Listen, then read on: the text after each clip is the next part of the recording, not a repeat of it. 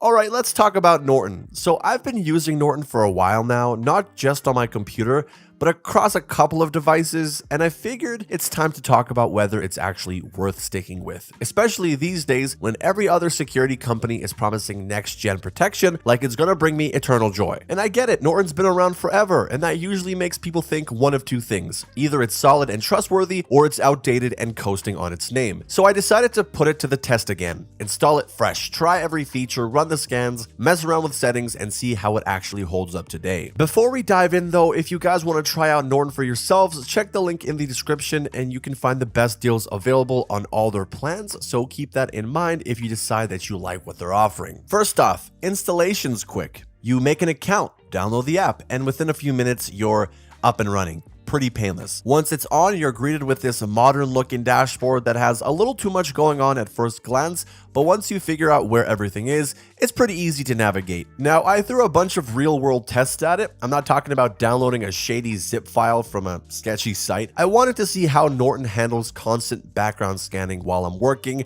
watching videos, and occasionally making my system do 10 things at once. Good news, it barely made a dent in performance.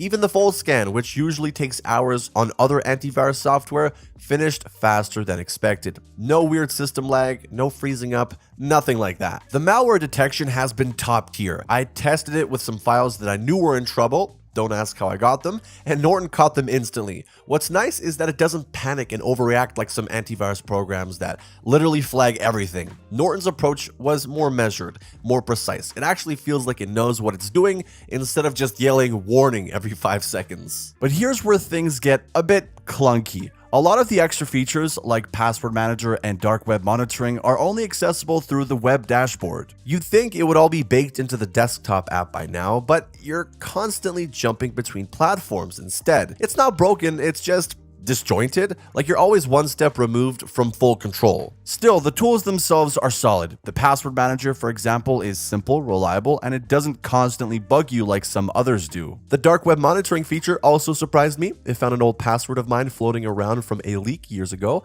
so that was a little nice wake-up call. When it comes to pricing, Norton actually offers a pretty fair deal, especially if you take advantage of the first year discount. The plans are well thought out for what you're getting. I personally use the deluxe plan because it covers all my devices, includes cloud backup, parental controls, and gives me enough flexibility to manage everything without feeling boxed in, you know? Just a heads up, the price does go up after the first year, like most antivirus subscriptions, so it's worth keeping that in mind when your renewal comes around. I also tried the mobile app on my Android, and it's surprisingly good. You can scan your phone, monitor Wi-Fi networks, and get alerts about scam texts or shady links. What you can't do anymore is track a lost device because they killed off the anti-theft tools a while back. Don't ask me why, they just say quality issues, which doesn't really explain much.